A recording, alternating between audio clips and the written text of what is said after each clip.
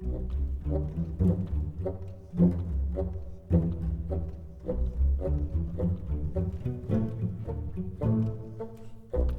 did the idea for such a unique and interesting story come from?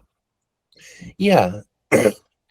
So the idea behind, excuse me a little bit, I've got a cold also on top of the traveling, so if I sound a little weird, that's what's up. The idea for the book came from my last book. I spent a long time writing my last book, Summer Fun, which is kind of a very closed-in story in some ways. It's this woman writing fan letters, and you sort of have her story and then the story of the person she's writing to that's coming out in the second person voice. It was really, but everything really filtered through that same perspective. That started to feel really, I really wanted to get a break from that sort of level of closed-inness with the next book, and wanted to write something with a larger number of folks, something about more relationships, importantly about trans people in the present day having relationships and connections to one another, because a lot of that book is set in the past, or in this kind of remote desert where it's this woman with sort of one trans friend that she doesn't see all that often. I wanted to sort of write a little bit more about what it felt like to be trans nowadays, and importantly in community with other trans people nowadays, and something that was about the ways people perceive one another, the ways people misperceive one another. So I sort of had the idea early on of writing about three characters who are kind of viewing one another, misperceiving one another in some ways. Like each of them has a little bit of information that the others don't in some ways. Just the kind of way we go through life with a kind of tunnel vision on. We perceive ourselves as main characters of our own story. Other people are sort of like, well, they're around as well. And as the older and older we get, the sort of more and more we realize that's not the case. So this was trying to show that across a diversity of trans characters. They come from very different walks of life. They're all roughly contemporaries. Importantly, also, the way that wanting to reconstruct this kind of very specific 1990s internet game making context. I'm same age as the characters, basically. I was born in 1983, grew up on late 1990s internet, which is its own very, very specific thing. I think it's actually quite hard to remember how different the internet used to be. You didn't really get to see what anyone looked like. You didn't get to know what people sounded like in some ways. Like what we're doing right now and talking is not possible in 1990s internet. So trying to get at something, and that made it feel very special and very intense in some ways, that everybody kind of doesn't have a body, that everybody, you really get to know people through text, you get to know people through their words, and there's kind of an intensity to that, as well as a lack of context for that in some ways as well. And it was, of course, my own experience was in this game making community. It says ZZT in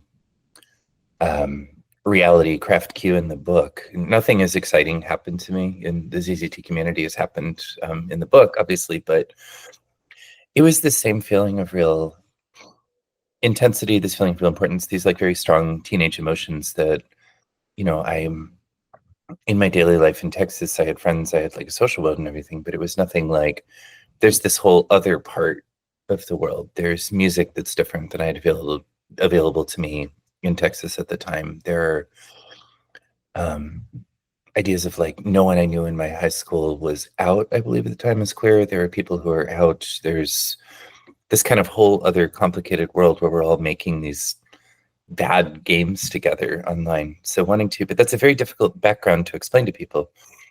I often say to people, it would be easier when I talk with other ZZTers from this time. It's like, it would be easier to explain our lives if we were all in a cult. People at least understand, like, maybe you don't know what the tenets of the cult are, but you at least kind of know what a cult is, what that background, the loose contours of it. So I was trying to reconstruct that world and have queer characters in that world, some of the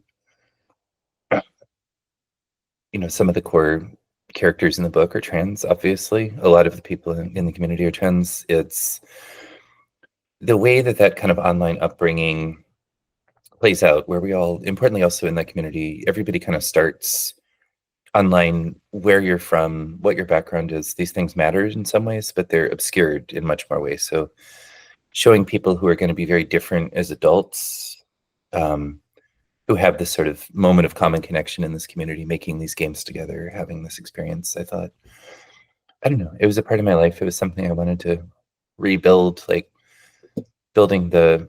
rebuilding Middlemarch or something 50 years on. I don't know, except everyone's making Final Fantasy games. Thank you so much for that. That was sort of it sort of answered a lot of questions that I had when I was reading. Well, I haven't finished your book, unfortunately, yet. But yeah, so that theme of community, for example, that individualism that you were talking about, if I understood correctly, the way that you write the story and the whole narrative of the story of it becoming you are one person having your own protagonist moment, this individualist moment, and then you sort of realize through stages through your life how wrong that might be and what that means in connection with community, which is a big theme in this book for me when I was reading it. So yeah, thank you very much for that. On that topic, the work involves a lot of discussions and moments around the theme of community. Uh-huh. Do you see this work as a sort of allegory to help guide community members and community builders through difficult challenges? I definitely don't know that anyone should take my advice, which is sort of what an allegory is often to it. I think that it's a thing that was really, the book is about a pretty intense misunderstanding among community. It's about a ruptured community. It's, I don't think it's too much of a spoiler to say the big question the game is asking, you think when you're going into it, is like, oh, these 3 characters have formed this kind of fake company online, which is something that was, very true of the ZZT community. Capitalism is in all our brains, and we're all sort of like, well, we want to be friends with one another. So the people who make games rather, are all these big companies. So we have to make a company. We have to add like an Inc. or an LLC or something after it, even though we don't know what that even means. And then we can make games too, obviously. And the 3 characters want to make the greatest video game in the world. Obviously, they kind of don't do that. I don't think it's too much of a spoiler to say that something goes wrong, and we catch up with them much later with this very ruptured community. And this kind of implicit question that I think dawns on the reader pretty quickly is like, these 3 characters have been separated. Are they going to come back together at some point? Like, is the community going to heal? I guess to the extent that it's an allegory, that is an allegorical story, is like, how does a community repair ruptures, and does a community repair ruptures? Like, are some ruptures meant to be there? I think is an important question for a community to ask. It's not, there's kind of a Pollyanna vision that I think I subscribed to more in the past, where it's like, well, if everybody had perfect understanding of everybody, then there'd be no rupture at all. Like, everybody would just sort of be in a harmonious position. And there are actual differences that are quite important. There are actual grievances. There are actual pains that are quite important. So I guess a lot of the story is about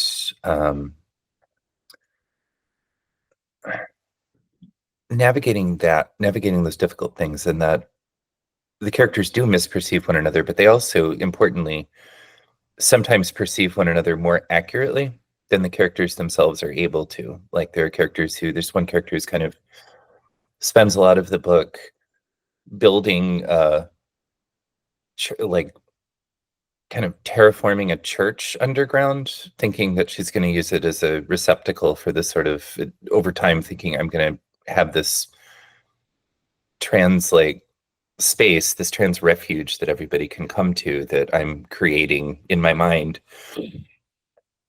And the idea that other characters may see that in doing this,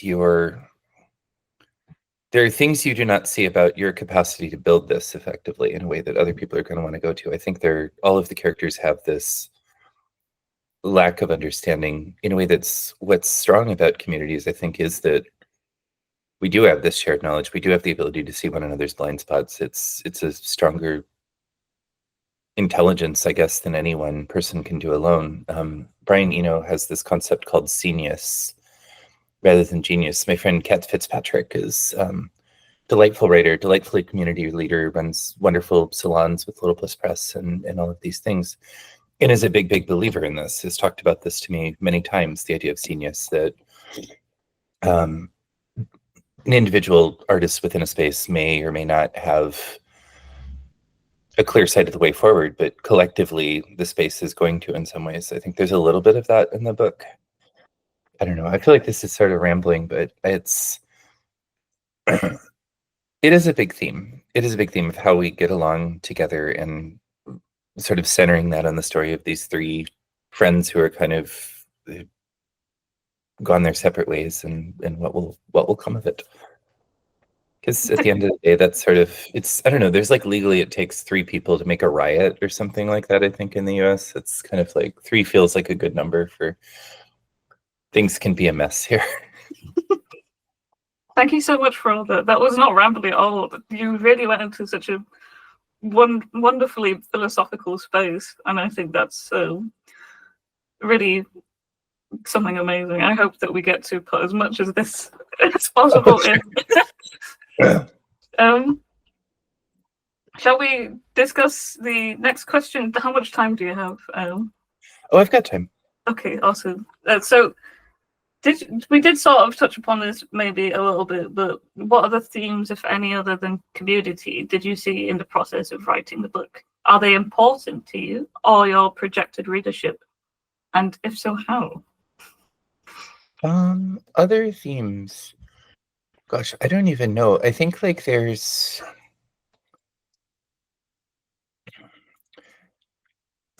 something that was important to me. So one of the differences that's dividing the characters are economics. It was under the influence of, I always mess up this person's first name. It's, I believe, Georgi, it's Georg Lukács, the literary critic,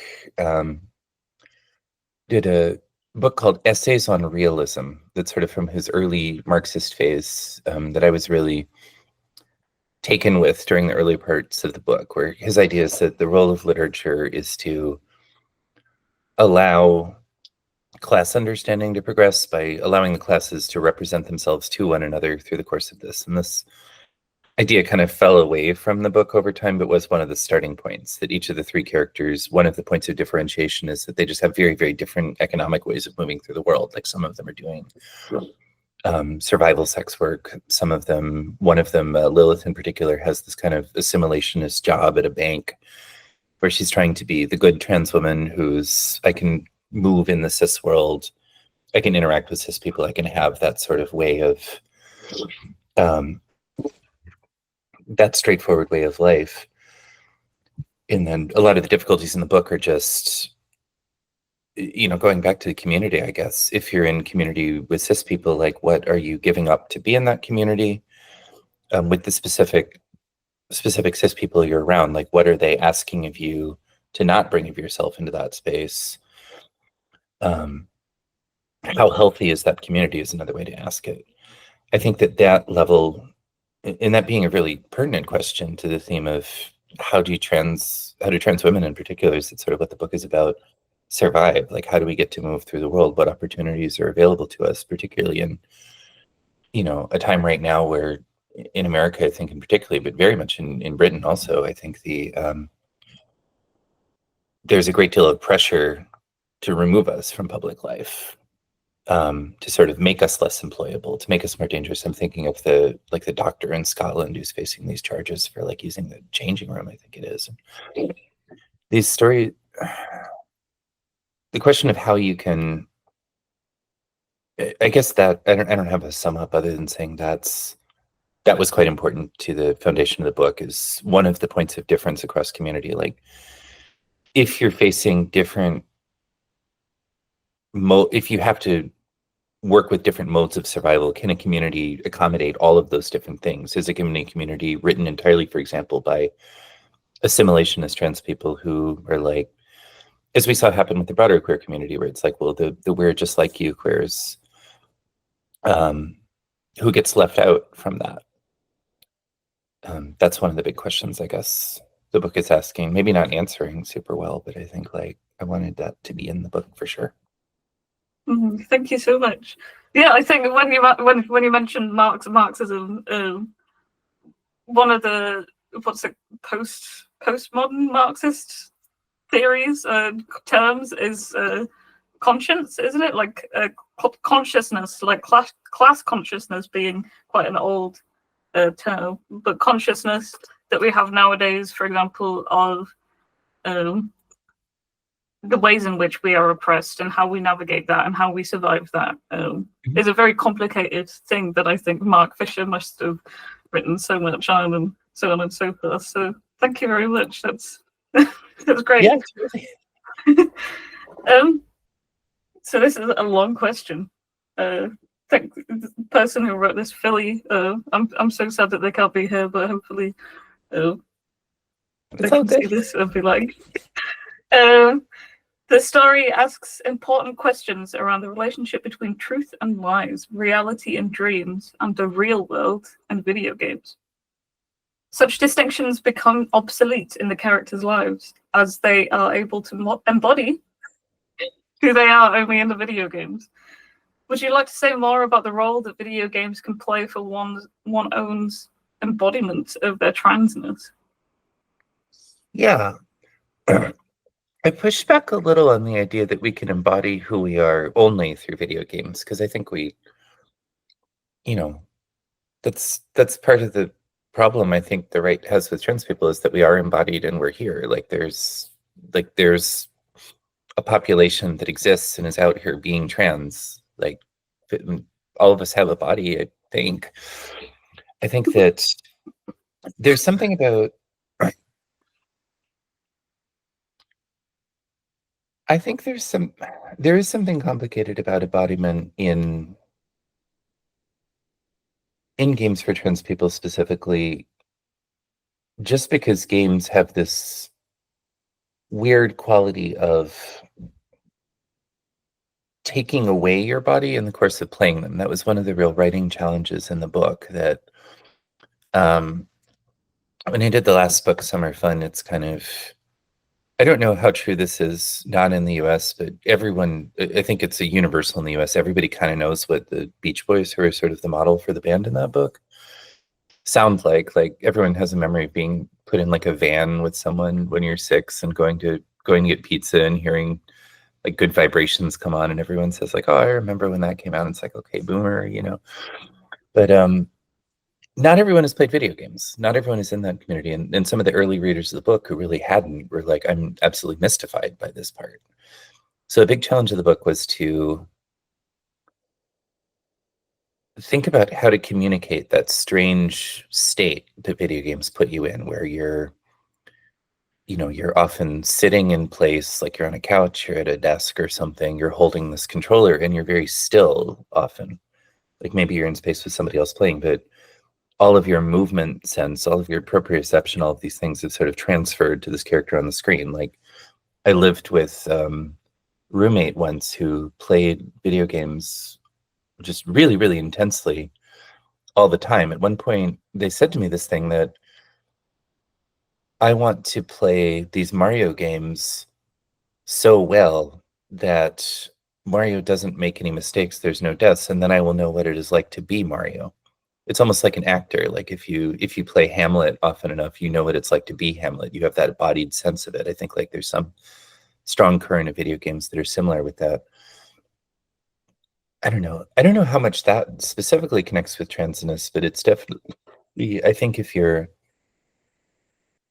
someone who doesn't want to spend a lot of time in their body, I think trans women in particularly gravitate towards video games, because you can, I remember talking from my own experience, I guess, playing the Final Fantasy games growing up. You could play as a girl and no one could stop you, because it's a game about killing or things like that. It's not,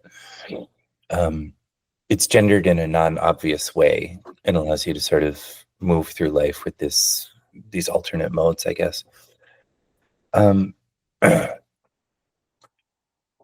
Yeah, it's basically, I think that dissociating through a video game has become a little bit less important and a little less about transness. The older I get, it's more about I'm really tired after work and I don't want to be embodied very much right now. But I think there is something there about there's a reason a lot of trans folks are involved in making and playing video games. Absolutely, there's a reason. It's the amount of university level PhDs and stuff that I've seen that are solely to do with video games is quite amazing. There's a lot of money to be exploited there, so they're funding it. Oh no, I wish there was more of that money for the people I know who work in video games. Yeah, right. Yeah, no, absolutely. I think there's so much you could say. Really, sort of a long discussion we could have on video games and how that. But that's to say it's the same about media in general, isn't it? About books, about films, about anything that you can project yourself onto and find yourself in. It's all over there. It's all the same, really. It doesn't really matter what kind of platform it's on. Yeah, there is something about video games, like really, like the level. I think they are, certainly addictive in a way that books aren't. In some ways, like maybe if you're a Victorian scold, you're really angry about these sort of like women who read novels all day or something and don't do the work of the house or something. So I think it's maybe just generational, but there is something about your loss of awareness of yourself in some ways with a game is much more complete than it is with something like music or maybe even going to the theater, I think, or things like that. There's the fact that it's not just you're going away and you're watching something else. It's like you're going away and suddenly you have this whole new set of goals you have to do. You have to fill in the holes in the Tetris wall, or you have to get the flag at the end of the level, or complete these 30 item quest to-do lists in Zelda or something like that, which is, I had a friend who played the new Zelda and said it's just like having a job again. Like I go here and I have like my to-do list for like the 5 things I want to get done in Zelda today, and that's going to be it. And it's like, what are we doing to ourselves by overloading our motivation in that way?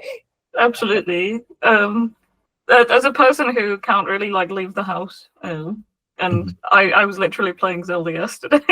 Oh boy, which the Tears of the Kingdom, or yeah, TOTK, yeah.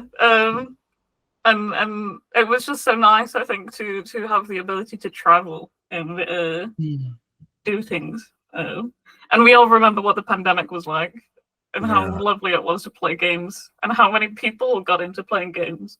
And that makes me think also what you were talking about of sort of dissociating into the game, forgetting oneself, is that escapism that people have always needed, but particularly people who were minoritized in some way, and having to find new forms of escapism to help them cope, to survive with things. And that's probably one of the biggest things in your book that really hits me, is sort of doing an analysis of that unconsciously, subconsciously, and feeling that kinship with the characters. Oh, thank you so much. Shall we move on to the next question, and then we can get a refill on our coffees? Sure. So you fully encapsulate some crucial emotional tenets of growing up trans. How did you feel to put those feelings on paper, and what sort of work did you have to do with yourself to narrate those experiences so clearly to the reader? This is an interesting question, just because it's been a long time, certainly a long time since being a kid, and a long time since coming out as well. I came out fully around 2010, I think. So it's been about 15 years at this point. And I was telling someone that it's just hard to even remember before being out as trans. Like, it's sort of, you don't, like, I have memory. It's not like I don't have memories of it or anything like that, but it's sort of, they're so distant from my life. It's like, if you ask me, like, how did you feel about your geometry teacher? I might have to think first, well, geez, do I even remember who that is? Like, do I, I would have to do a little bit of reconstruction work, which is, anytime you try to reconstruct your memories, you are changing them in the act of doing it. So I think that at the same time, there was, when I was starting to write the book in 2016, and I think this is definitely less true now, in the subsequent years, there was really, I felt like I hadn't seen trans writing other than memoir, and other than memoir that was really specifically framing the years pre-transition as kind of like bad or like tainted or wicked in these complicated ways, that it's like almost like making a case for the correctness of transition in the present. I think that a lot of marginalized literatures just sort of have to do this in the first way, that you're really making an argument that you exist, that you deserve to exist, and all these things is one of the first shouts that you get to do. I'm not saying there is no strain of this in trans literature. One of the things I really, you've read Imogen Binney's Nevada, right? Worth reading still. It is, one of the things that was really exciting about it when it first came out to me was these little glimpses you get of the character Maria's pre-transition past and sort of the fullness of who she was at that time. Like, she talks about, I had these like horrible friends and I was hanging out with them in a tent and just like drinking and all these things. And it's like sort of like a bad past that you only get in glimpses. But it was the idea that there's a continuity of character across these times. I think this is interesting in the way trans people are talked about, because there's this idea that because we're crossing a border that is very, very, very important to society, it's important enough to us to cross it. I've talked with various people lately about, and this is not my idea, it's something somebody told me, and I'm not going to remember who it was attributed to. But the idea of, with trans women, womanhood is a nation that you immigrate to, and the ways that trans discourse are the same as like immigrant discourse. Like, these people are coming into womanhood and they're going to wreck it. Like, they don't deserve to be here. We need to repel them from womanhood. I think there's, if you carry that metaphor forward into, okay, womanhood is a nation and we're immigrants to womanhood, like we immigrated from somewhere. And there's sort of like the old country it's not where you live right now. It's something you maybe have to work sometimes to remember. It's maybe something you feel like, okay, there's a stigma on me because I come from the old country. But it's important not to lose your memory of the old country at the same time, and to see yourself as sort of an integrated person. I think I was working, and I started writing this like 9 years ago, so it's not informed by a lot of these things I'm saying that are very recent conversations with people about the way the world has gone politically, pushing back against trans women, particularly in these times. But there was something I wanted to do about, I was in the Scouts, I went camping and all that, and it was something about, it would be really interesting to do something that's absolutely a gendered space, and sort of talk about what is it like to be someone who's going to emigrate to womanhood at some point within it, and sort of to draw the line back in terms of like using like she, her pronouns for this character, just writing about things that are true enough to my experience. Like, I was a somewhat more outgoing Scout than Lilith is, because fiction may exaggerate, but it's also wanting to make that crossing of the border less like, okay, this person over here, that person over here, and more, this is the same person in these different times with this complicated experience. And I think that the more, I did a reading from this book. It was actually my launch reading in the UK at Common Press. And someone from the audience, when I read one of I was talking about Lilith and the Scouts and all that experience of the past, that it's hard to remember sometimes. There's a lot of shame. You know, I have felt, other trans women I'm sure have felt in different ways about coming from the country of like dudes, right? Like coming from the country of like manhood. It's not a good country to be from, I feel, in some ways. That's like and this audience member who was very wise said, like, but you have to write about those old things. Like, those are actually a part of your experience in some ways. I think that's, I don't know, that's what I was coming from with. That's really the one scene in the book that's really, really, really, you know, we get to see all the characters' past. That's the time on the page we spend the most in a character's past. And that's kind of what was going on in my mind through doing it, is trying to write about, like, what was the old country like? What was it like there? We had to memorize the Scout law and all the different knife positions and knots and things. Yeah, it's certainly a specific kind of childhood, isn't it? Yeah. I remember growing up being really, really jealous of my brother for going to the Scouts. And it looked terrible. I just wanted to be with all the boys. Like, come on, gang, let's. I did not like being with all the boys, but I did. Yeah. I do think the camping and hiking aspects are quite good. Yeah, there's a silver lining, isn't it? You know, you can always say some aspects of this experience were actually okay. Yeah. Or I enjoyed them. And then everything else. That's the thing, isn't it? It's what you were saying before about the strict narratives of being trans, and everything was terrible before I transitioned. Yeah. It doesn't have to be like that. And that's exactly the message that you give across in ASL. So it's lovely. Oh, thank you. Is there anything else you would like to talk about?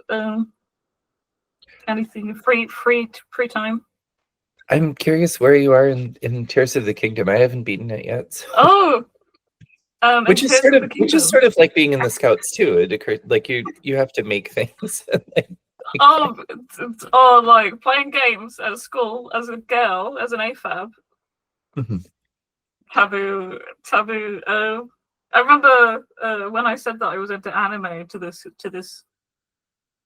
kid at school. They were like quizzing me on the anime, and they were like, "I can't believe that a girl is into this." And I was like, "Come on, now let me be part of the gang." Oh God. Yeah, no, I have absolutely no idea where I am in TOTK. It's one of those games where you don't really know. Well, me personally, I don't have a clue where I am in the game. Yeah, you just kind of. It just sort of started wandering. I know there's. I did recently play. I don't know if you played Kingdom Come Deliverance 2. No. It's a medieval game. Very, very famous at the moment. It just recently released. When it features some gay spoilers, some gay medieval knights. Oh boy! And they actually have gay sex as well. And, like there's a scene, and it's like revolutionary. Oh my God! So we're talking about me coming from a trans mask perspective, playing this game, being an absolute gay lord. And me just living my life, you know, my ideal life on this game, and how liberating that's been for me in some ways. Well, that sounds great. I'm really glad. It's like wild to me that games have, like, I fell away from playing games for a long time in my late 20s and everything, and then missed the beginning of like romance plots and like just games having like sex in them and things, and coming like that still seems wild to me. It's like it's amazing that it's reached this point where there's sort of this like triumphant like gay sex moment. Yeah, incredible. And all the homophobic gamers are really angry about it. There's nothing they can do. Yeah, because if they make money, you know, people just vocal. You know, people who are vocal these people are usually the most vocal of everyone, and so it's good to see capitalism. I mean, capitalism doesn't it sucks, but it's good to see capitalism doing something accidentally right sometimes. Yeah, it's good for there to be a recognized demand for knights having sex. For the market to reward this kind of thing does my heart good, actually, rather than Yeah, absolutely. So yeah, what game did you play last? I feel like I should have returned the question. Oh,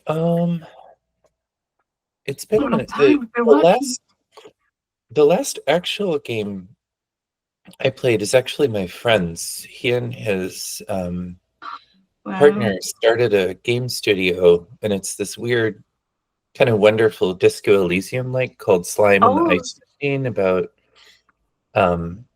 traveling to different bars through like a wading pool that connects these dimensions. It's really gross and fun, but it's not going to be like, I was playtesting it, so it's not going to be out for a while. The last game release that I played was I'm still in the middle of it because it's going to take me, like, with the rate I play games, which is very slow, it's going to take me like 10 years, is a Persona 5.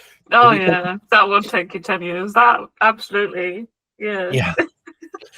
I just I have like a lot of social anxiety, so it's a game that's good to play and everything, because it's basically like, the big challenge is less, I can fight the monsters, I can like do the spells and everything like that. The challenge is always like, who do you hang out with today? And then that's what will make me like turn the switch off, where it's like, I don't want to deal with that. Like, that's my life enough. Like, but getting there. I'm getting there about picking my confidants and things. Your personas. You can switch personas. You go to like every time you sleep, you switch personas and you level up. That'd be great, wouldn't it? Maybe that's what dreams are about. No one knows. So it can't be disproven. I love that. I love that. Yeah, thank you so much for sharing that part of what you do, and obviously all of your writing, and just generally existing is absolutely amazing. And I hope you're coping okay across the pond, as they say. Oh yeah, it's good. I feel like this trip is helpful. It's helpful because it's going out into, I'm not going to like the South or anything, but Ohio's not like, I'm in like a red state right now, and just went down to the free hotel breakfast and was doing like, but it's okay. It's sort of like, I grew up in the South, and it's good to go there and remember that you can go to these places. Like, you have to have your wits about you, but it's not like you can't exist in these places. And that's what, our government right now wants. If you're an immigrant in this country, they want to actually remove you. They want to actually do violence to you in some ways. With trans people, it doesn't quite, they don't not want to do that, but they're just trying to make it uncomfortable for you enough that you'll self-cancel. It hasn't gotten to violence yet. It certainly will if it keeps going like this. But one of the things I'm doing on this tour is trying to do some of the stops having mini open mics around them. We're inviting local trans writers to come and read on stage. And the secret thing of that is, other than I just like hearing other trans people's writing as part of for just very selfishly, but the other part is, a close friend and I in New York run a trans open mic every month, where we get like a featured reader, and it's usually about 12 trans readers up on stage, all with our work, and then it's many more of us in the audience. That has been load-bearing emotionally for me ever since January, when Trump took office and all these things. It's just every month I get to be in a room full of other trans people, all feeling this level of anxiety, all feeling like, oh my God, are we still gonna have access to hormones? Are we gonna have access to passports, things like that? Just being in a room with a lot of trans people, a lot of that, going back to community, one of the roles of community is to get outside yourself, to co-regulate, to be able to talk with one another about things and just feel a little better about it. it's just nice to be in a room like that. And I'm hoping a little bit on this tour to bring some of that energy. Like if we're reading in like suburban Western Michigan and we can fill a room with some trans people, all of those trans people will feel better about that. We'll meet people that you don't necessarily know, perhaps.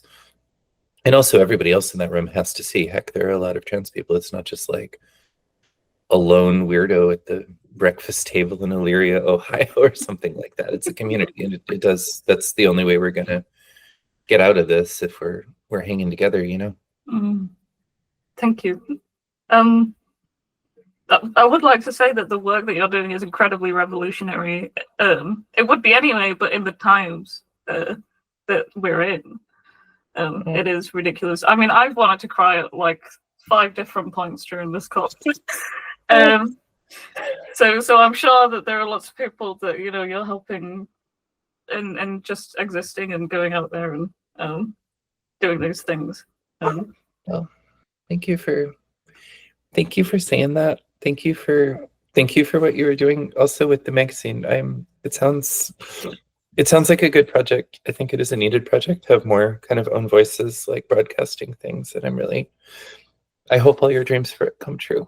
That sounds like a good thing. Oh my gosh. Oh good. Oh dear. No, I'm gonna have to get a coffee now just to like try and not cry. Gosh. Yes. So thank you so much. The book looks absolutely amazing. I've got a copy. Very nice. Yay! Oh my Absolutely gosh. amazing. Looks absolutely amazing on the shelf. Thank you. Yeah.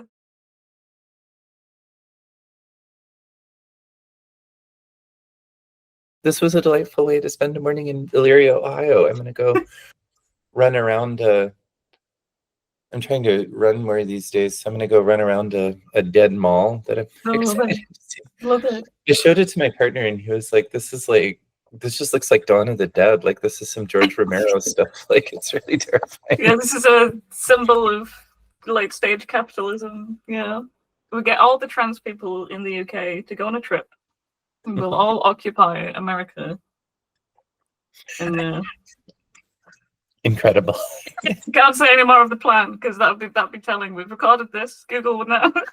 Oh no. Okay. I'll keep mum about it.